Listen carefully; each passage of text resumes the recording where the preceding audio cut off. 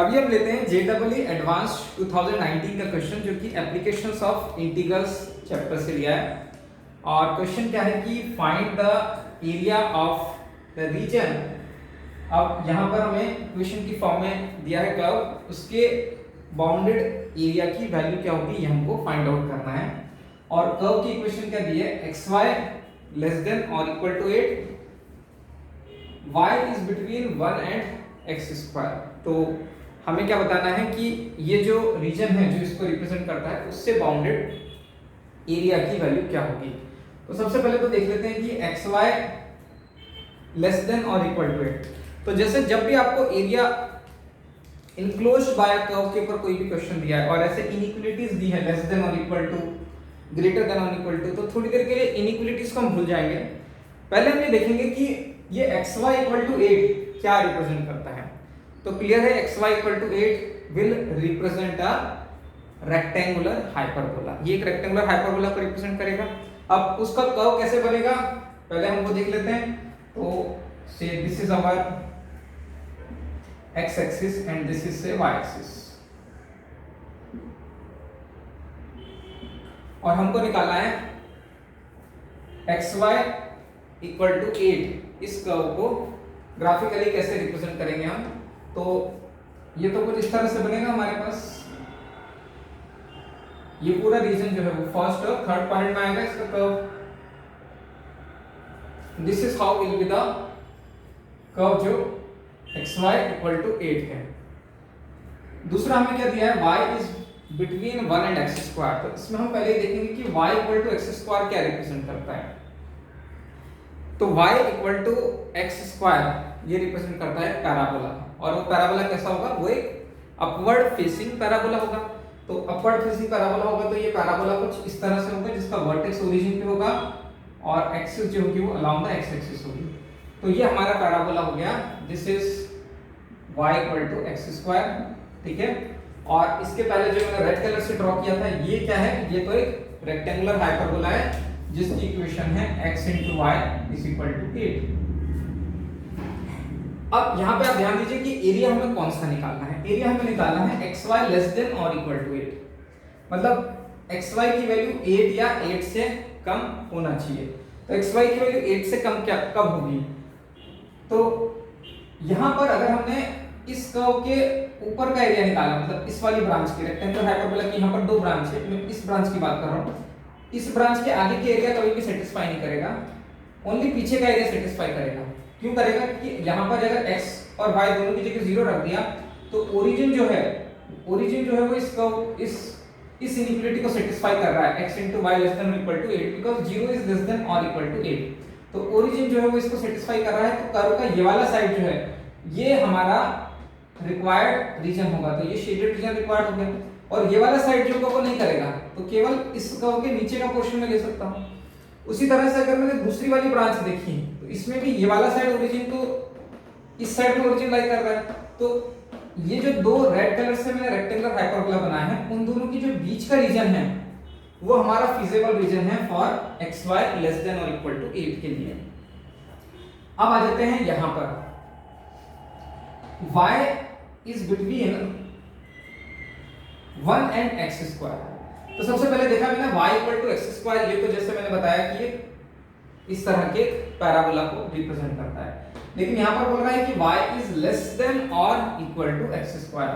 तो फिर से वही चीज चेक करेंगे हम कि y less than equal to x square है तो वो या तो पैराबोला के अंदर वाले एरिया में आएगा या फिर बाहर वाले एरिया में आएगा। तो क्लियरली यहाँ पर कर्व की इक्वेशन से हमको समझ में आ रहा है, यहाँ पर इस इनइक्वालिटी से समझ में आ रहा है कि y लेस देन और इक्वल टू x स्क्वायर ये इस कर्व के नीचे का एरिया है। क्योंकि अगर आप कोई भी पॉइंट x एक्सिस पे लेते हैं तो वो इस कर्व के नीचे आएगा। जैसे मैंने 1,0 लिया तो 1,0 में मैंने अगर y की जगह 0 रखा, x की जगह 1 रखा तो y less then x square ये जो है इस कर्व के नीचे आएगा। तो डेफिनेटली जो है हमारा जो रिक्वायर्ड रीजन है वो इस कर्व के तो नीचे आएगा और इन दोनों रेक्टेंगुलर हाइपरबोला के आर्म्स के बीच में आएगा।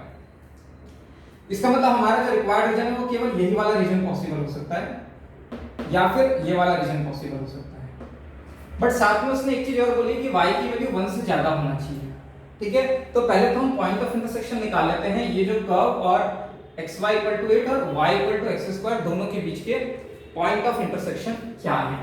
तो चलिए पहले उसको निकाल लेते हैं। तो यहाँ पर y की वैल्यू क्या है, x स्क्वायर है, और यहाँ पर y की value x into y equal to 8 है। तो यहाँ पर y की वैल्यू x स्क्वायर अगर मैंने लिख दिया तो मुझे मिल जाएगा x into x square equal to 8, that means x cube equal to 8, that means x is equal to 2। तो इन दोनों कर्व का जो पॉइंट ऑफ इंटरसेक्शन है उसका तो x कोऑर्डिनेट क्या हो जाएगा 2। अगर इसका x कोऑर्डिनेट 2 है तो y कोऑर्डिनेट क्या होगा, तो 2 का स्क्वायर मतलब कि 4 हो जाएगा। तो इन दोनों का पॉइंट ऑफ इंटरसेक्शन हमको मिल गया 2, 4। ठीक है। अब यहाँ पर बोल रहा है कि y की वैल्यू जो है वो 1 और x स्क्वायर के बीच में होना चाहिए, मतलब 1 से बड़ी होना चाहिए। ये जो पॉइंट है इसका तो y कोऑर्डिनेट 2 है, और यहाँ पर y इक्वल टू 1 एक इस तरह की एक लाइन बनेगी, ये y इक्वल टू 1 हो जाएगी। ठीक है। ये अब हमारा जो रिक्वायर्ड रीजन होगा वो इसके तो ऊपर होना चाहिए और इसके नीचे होना चाहिए। तो मतलब हमारा केवल इतना सा रीजन जो है वो हमारा शेडेड रीजन आ जाएगा इधर। मतलब ये हमारा रिक्वायर्ड रीजन है जिसका एरिया जो है हमको फाइंड आउट करना है। तो इसको हम फाइंड आउट कैसे करेंगे, इसको निकालने के लिए देखिए हम क्या करेंगे इधर। ये जो पॉइंट है इस पॉइंट पे x कोऑर्डिनेट क्या होगा, पहले वो निकाल लेते हैं। इस पॉइंट पे x कोऑर्डिनेट, तो जब x की वैल्यू 1 है, यहाँ पर ये पैराबोला अप्लाई कर रहा है, ये x इक्वल टू 1 होगी तो y की वैल्यू 1 होगी, तो ये वाला पॉइंट तो 1, 1 होगा। अगर ये पॉइंट 1, 1 होगा तो ये x एक्सिस वाला पॉइंट क्या हो जाएगा 1, 0।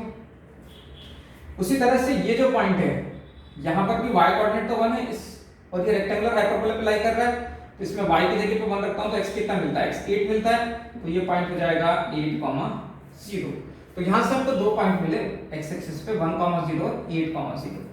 अब जो हमें रिक्वायर्ड एरिया निकालना है उसके लिए अगर मैंने इस रीजन को मैंने दो पार्ट्स में डिवाइड किया, एक पार्ट वो है जो कि इस पॉइंट के मतलब इस वाले कर्व मतलब y equal to x square का ये वाला जो रीजन है इसके नीचे वाला रीजन है, और अगर मैं xy इक्वल टू 8 लिखूंगा तो इस वाली साइड का ये नीचे वाला रीजन होगा।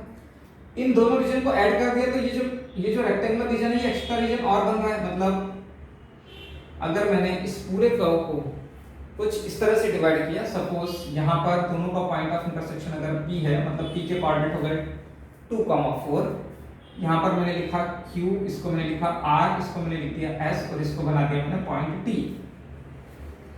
तो अल्टीमेटली हमें रिक्वायर्ड रीजन कौन सा है जिसका एरिया हमें निकालना है। हमारा जो रिक्वायर्ड रीजन है जिसका एरिया हमें फाइंड आउट करना है वो निकालना है area of the region PRQT। PRQT इस रीजन का जो मैंने अभी शेड किया ये एरिया निकालना है। अब ये एरिया हम डायरेक्टली तो निकाल नहीं सकते हैं। सबसे पहले तो हम इसमें ये देखेंगे कि अगर मैंने PQ के नीचे का एरिया निकाला, मतलब इधर मैंने लिख दिया एरिया अंडर PQ। PQ के नीचे का एरिया मतलब इस वाली साइड का एरिया प्लस एरिया अंडर ये जो रेक्टेंगुलर हाइपरबोला के लिए PR जो है वो PR ले लिया। ठीक है ना। जब मैं PQ बोल रहा हूँ, PQ मतलब मैं इस रीजन की बात कर रहा हूँ जो कि इस पैराबोला से जो PQ जो रीजन है इसके नीचे का एरिया, और जब मैंने PR बोला मतलब जो रेक्टेंगुलर हाइपरबोला है जो रेड कलर से मैंने इसे बनाया इस कर्व के नीचे का एरिया, और माइनस में मैं क्या बोलूंगा कि ये जो लाइन QR है हॉरिजॉन्टल लाइन QR इसके नीचे का एरिया निकाल लेंगे तो हमें रिक्वायर्ड एरिया मिल जाएगा। तो माइनस मैंने लिख दिया एरिया अंडर QR। अब हम क्या करेंगे, ये तीनों एरियाज को अलग अलग फाइंड आउट करेंगे। तो सबसे पहले हम निकालेंगे एरिया अंडर PQ। तो PQ क्या है, PQ तो एक पैराबोला है, उसके अंडर एरिया निकालना है, और पैराबोला की इक्वेशन क्या है इधर y equal to x square. तो अल्टीमेटली सबसे पहले हम एरिया अंडर द PQ निकालने के लिए to find out the area under PQ मतलब हमें कौन सा एरिया निकालना है, इस वाले एरिया को निकालना है। तो ये क्या है, ये किस पे लाई कर रहा है, it is lying on the parabola, और पैराबोला की इक्वेशन क्या है y equal to x square, और x की वैल्यू कहां से कहां तक वेरी हो रही है, तो ये वाला जो पॉइंट है ये तो 2, 0 है, मतलब 1 से लेके 2 तक जा रही है। तो उसको मैंने ऐसे लिखा इंटीग्रल फ्रॉम 1 to 2, 1 से लेके 2 तक का रीजन है, और y क्या है इसमें x स्क्वायर है, तो मैंने लिखा इसको x स्क्वायर dx। ये क्या हो गया, एरिया अंडर PQ हो गया। इसको आप सॉल्व करेंगे तो आपको क्या मिल जाएगा, आपको मिलेगा इधर से x³ divided by 3, x³ I am sorry इसको मुझे x³ लिखना चाहिए, I will write x³ divided by 3 from 1 to 2। तो ये कितना हो जाएगा हमारे पास 8/3 8/3 माइनस 1/3 मतलब कि 7/3। लिमिट्स को पुट करने के बाद हमको 7/3 मिलता है। तो ये तो हो गया हमारा एरिया अंडर PQ। अब हम निकालेंगे एरिया अंडर PR। तो PR वाला जो रीजन है उसके नीचे का एरिया क्या होगा? तो ये तो इस रेक्टेंगुलर हाइपरबोला पे ही लाई कर रहा है। तो अब हम निकालेंगे एरिया अंडर PR। तो इस वाले रीजन के मतलब इस PR के नीचे का एरिया निकालना है। तो वो कितना हो जाएगा? यहाँ पर y की वैल्यू क्या लिख सकता हूँ? इसके लिए मैं y की वैल्यू लिख सकता हूँ 8/x, ठीक है ना।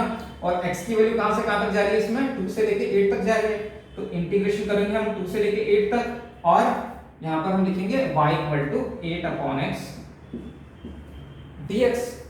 तो ये क्या हो जाएगा रीजन हमारे पास? 8 टाइम्स log of x। और x की वैल्यू कहाँ से कहाँ तक जाएगी? यहाँ पर 2 से लेके 8 तक जाएगी, ठीक है। तो इसको हम कैसे लिखेंगे? 8 times log of 8 minus log of 2। log of 8 को हम लिख सकते हैं log of 2 क्यूब, जो कि 3 log 2 के बराबर होगा। 3 log 2 माइनस log 2 हो जाएगा 2 log 2 और 2 log 2 into 8, 2 log 2 into 8 is 16 times log of 2। तो ये क्या हो गया? This becomes the area under PR। अब हमको क्या निकालना है? QR के नीचे का एरिया।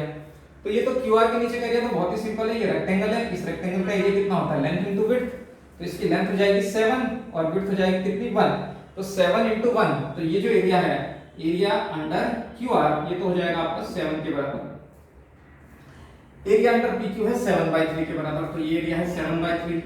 और एरिया अंडर PR है आपका 16 log 2, तो ये हो जाएगा 16 log 2। तो जो रिक्वायर्ड एरिया होगा वो कितना हो जाएगा आपका? Area under PQ which is I have written as 7/3 plus area under PR। Area under PR कितना है? 16 log 2। तो उसको हमने क्या लिख दिया? उसको हमने लिख दिया 16 टाइम्स log of 2। और माइनस में क्या होगा? एरिया अंडर QR हो जाएगा। एरिया अंडर QR मैंने अभी बताया वो 7 के बराबर होगा, क्योंकि ये रेक्टेंगल है। इस रेक्टेंगल का लेंथ 7 है और विड्थ 1 है, तो ये 7 के बराबर हो जाएगा। तो बस अब हम क्या करेंगे? 16 log 2 को ऐसे ही रखा और 7/3 माइनस 7, इसमें 3 एलसीएम लिया तो -21 प्लस 7 कितना हो जाएगा? -14 डिवाइडेड बाय 3। तो जो रिक्वायर्ड एरिया हमारे पास आया वो कितना आ जाएगा? 16 log 2 माइनस 14/3। तो 16 log 2 माइनस 14/3 ऑप्शन सी में आ रहा है। तो इस क्वेश्चन का राइट आंसर जो है वो ऑप्शन सी होगा। इस तरह से इसको हमने सॉल्व किया।